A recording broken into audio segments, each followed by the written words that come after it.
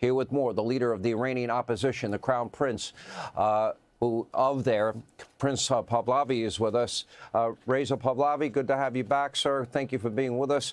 You were on this program last week, and I think it should be noted that your comments on this show went viral all over Iran with an incredible response. I was able to see a lot of it.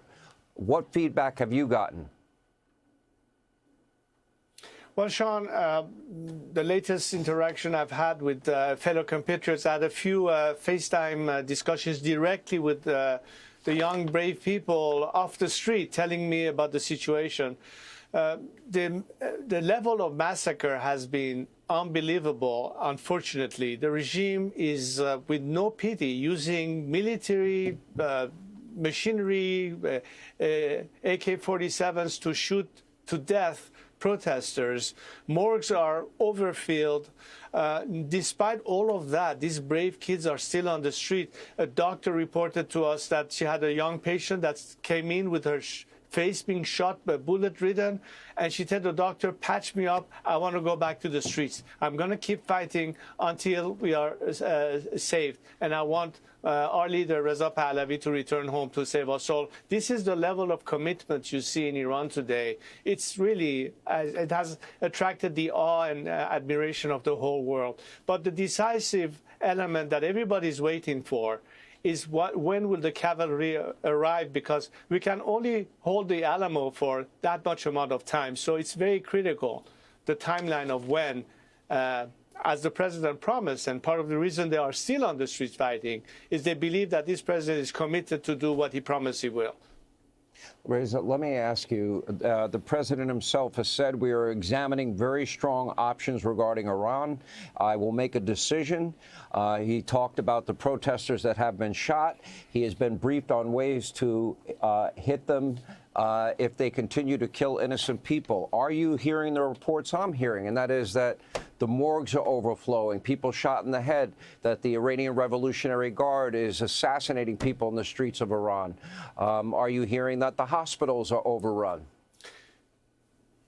Absolutely, but there's something else that I think is not being covered or said.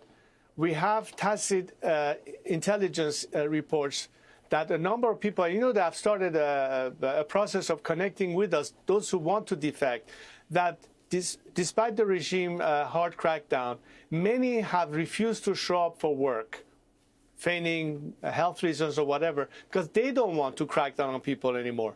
More than 5,000 elements that belong to the military and paramilitary forces refuse to go back to their posts, so they don't have to be faced with the duty to crack down on people. This is the beginning of the end of the regime that is hoping to buy some time. They know they're on their way down. The decisive blow can be the game changer and the knockout punch to this regime. And we are trying to save lives here at the same time, Sean.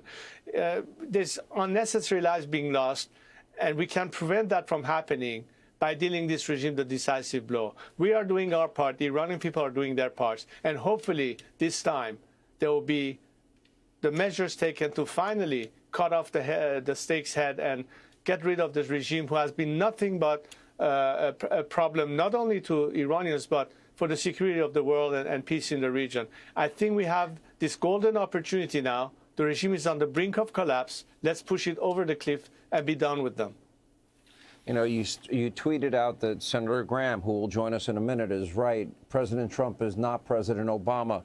You said specifically, we're not looking for American boots on the ground at all. But how meaningful have President Trump's words been to those that are rising up against this tyrannical, Islamic fascist regime?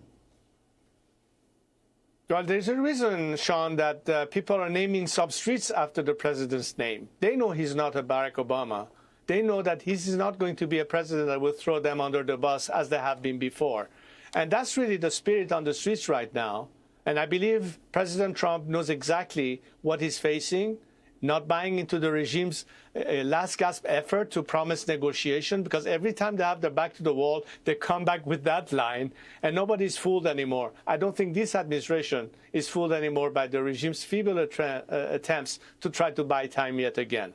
But time is running out in a different way, and I think this is where the people on the streets are saying, look, we are the boots on the ground. We don't need any American boots on the ground. We are the boots on the ground.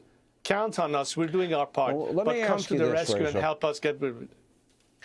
You know, because Iran, we all know, is the #1 state sponsor of terror. Death to Israel, death to America. They chant it. They've threatened to strike the United States, the continental United States, with ballistic missiles if they were to ever acquire them. But the #1 state sponsor of terror. And there are people in this country, I would describe them as isolationists. Maybe they don't support the Trump doctrine. Why is it in the best interest of the world for this regime to be toppled and that the people of Iran be given a chance at freedom and liberty? Because the Iranian people, unlike the regime that has occupied our nation, have always had high regards to America. Look, the relationship we had before this regime took over was completely different. There are so many Americans who remember the years and the relationship that Iran had, not just with America, but with America's allies in the region. This regime came in with chants of death to America, death to Israel. And the slogans in Iran for several years now has been the same thing. Neither Gaza nor Lebanon, my life is sacrificed for Iran. They lie to us when it's our enemy is America.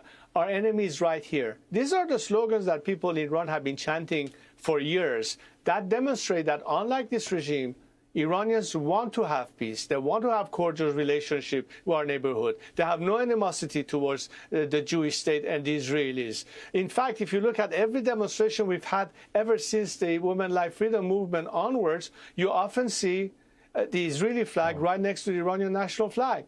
And it's all over the place, all over the world, from Australia to Canada. And this is solidarity that people are showing. And I hope that any person around the world realizes how impactful and powerful this message is back home. And we will deliver. Iranians, I promise you, Sean, will prove to the world that we're not doing this just to free ourselves, but how a different Iran can contribute to world peace and stability in the best interest of humanity. Our founders and framers spoke often about the natural state of mankind, a desire to be free. We wish you all the success in this effort, and all the people that are fighting against this, Islamic regime. Crown Prince Reza Pahlavi, thank you. Hey, Sean Hannity here. Hey, click here to subscribe to Fox News YouTube page and catch our hottest interviews and most compelling analysis. You will not get it anywhere else.